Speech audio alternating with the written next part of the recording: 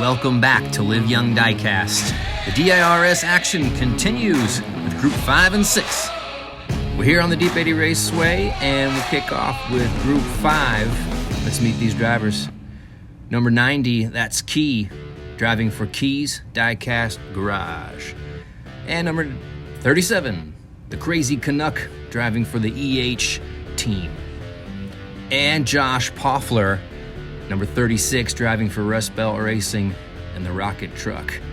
And number 13, Steve Stevenson, driving for Chaos Canyon. That's Group 5.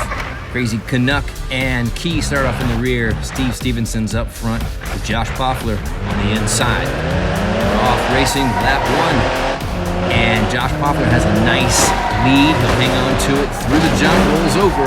But a nice recovery. That jet engine's going to slow him down and reverse. But he will take the 5-point first place finish in the lap. And Steve Stevenson lost control just outside of turn 3 and stalls out on the rail of the track. Let's go see what happened up here. Josh's nice lead extends outside of turn 2. The rest of the pack gets held up a little in turn 2. But they make it out, and the Crazy Canuck comes away with second. This rollover is very graceful and well done. What an amazing recovery by Josh Poffler to take a first place finish with Crazy Canuck closing in and Key coming in for the third place finish. Poffler, Canuck, and Key for the points, and Steve Stevenson will DNF in lap 1. Into lap 2, Josh Poffler moves to the back with Crazy Canuck, concealed by the rocket engine fire. Steve Stevenson up front on the inside with Key on the outside front. And Steve Stevenson extends a nice lead down the straight into turn 2. Blown away with it. Smooth jump. And he'll take 5 points for the first place finish. And we lost the rest of the pack. Josh Poffler stalls out just outside of turn 3. And Crazy Canuck went over inside of turn 3 with Key stalling out as well. Let's go take a peek at how this action went down. It looks like a little bit of a tangle there with Josh Poffler going sideways outside of turn 2. And I think that's what stalls everyone out here. He holds them up all the way through the Vista jump and all the way into the third turn where they all fizzle out. And those 3 will DNF with Steve Stevenson taking 5 points. And we're into the third lap.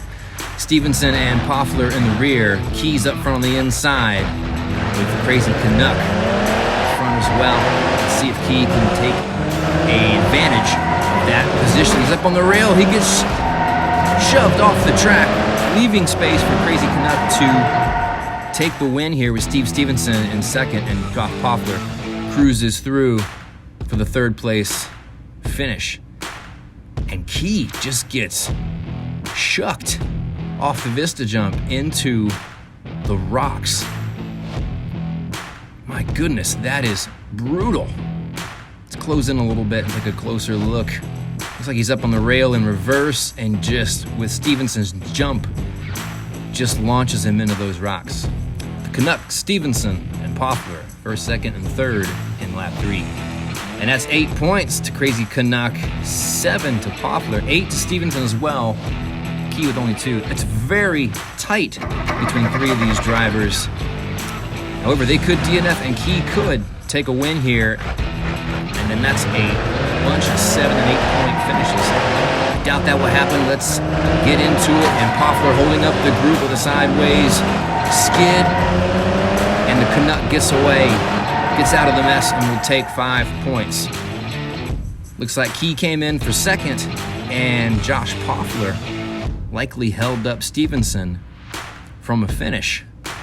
Looks like this is going to happen twice, where Poffler gets sideways before turn 2.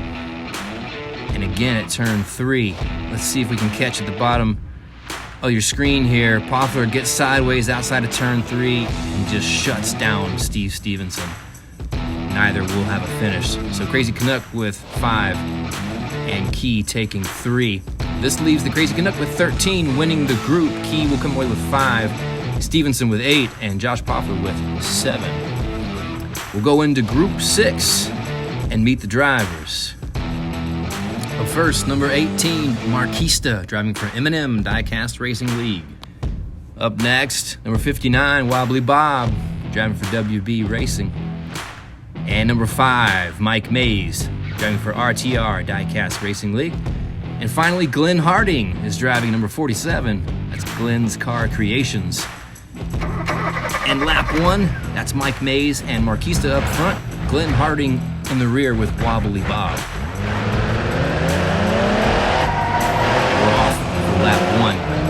Let's see who comes out in front here. They're a tight pack.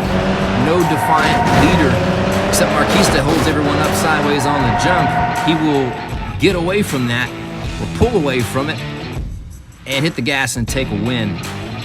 5 points. He held up Mike Mays in turn 3, and Glenn goes over. This is a real tight bunch here coming out of turn 2. Glenn goes over. Mike Mays held up by Marquista.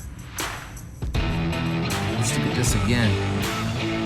Marquista holds up both Wobbly Bob and Mike Mays, but Marquista and Wobbly Bob managed to get away, and Mike Mays can't recover. He'll DNF there. Not the best start. Of course, not looking for that with his phenomenal performance so far in the tournament.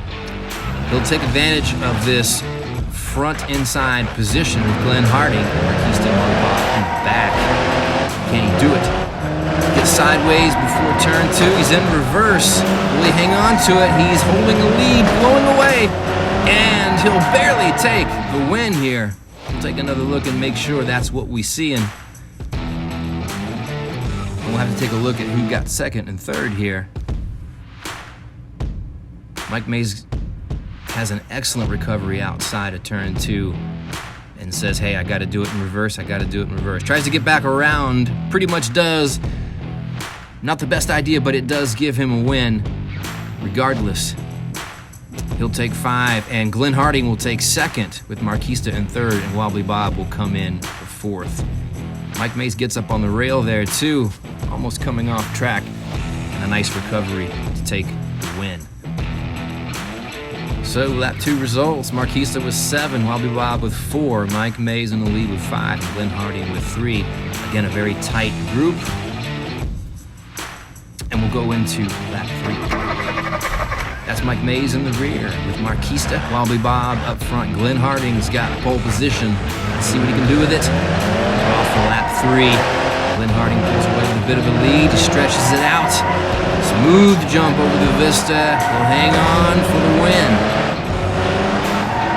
And we've got a race, tight race between Mike Mays and Marquista for 2nd and 3rd. And we've lost Wobbly Bob just outside of turn 2. That is a treacherous spot for racing at the Deep Eddy Raceway. Here's Glenn Harding stretching out that lead. Really smooth jump on the Vista. And he'll jump through for the finish. And we'll take a look again for 2nd and 3rd. That was a bigger jump than I thought there. Really flies. And Marquista and Mike Mays scrapping for 2nd and 3rd here. They're really neck and neck at that point. And Mike Mays is going to take that one from Marquista. So he'll finish with 3. Marquista will take 2. Wobbly Bob DNFs and Glenn Harding with the win. So he's got 8. Mike Mays with 8. Wobbly Bob with 4. And Marquista in the lead with 9. And we're heading into our 4th and final lap for Group 6. Glenn Harding and Mike Mays in the rear. Wobbly Bob's got pole position up front with Marquista. And they're off. Wobbly Bob taking a little bit of a lead. The pack closes in on him. Everyone is very close going after this. And Wobbly Bob will take it. I believe Glenn Harding came in for 2nd there. Let's go take a look at this. They get really tight into turn 2 and they stretch out a little bit on the Vista. Wobbly Bob has first. Glenn Harding was second, and Marquista was third. Mike Mays will take fourth, I believe, for 1 point. Wobbly Bob, Glenn Harding, Marquista, Mike Mays, in that order. And we've got a tie for winning the group here. Marquista and Glenn Harding with 11, and Mike Mays and Wobbly Bob both with 9. An interesting set of points for Group 6. So our overall standings, Key came in with 40 and is out with 45. The Crazy Canuck, 48, out with 61. Josh Poffler, 48, out with 55. Stevenson in with 54, out with 62. Marquista, 51, out with 62. Wobbly Bob, 60, out with 69. Mike Mays, 72, out with 81. And Glenn Harding in with 48 and out with 59. So this has been the DIRS on the Deep Eddy Raceway. Up next week, Group 7 and 8, followed by a little break, and we'll prepare for Vans Gone Wild, Modified Diecast Invitational. Hope you'll check it out. It'd be a whole lot cooler if you did. Don't forget to like, subscribe, and share. And remember, live young, Diecast.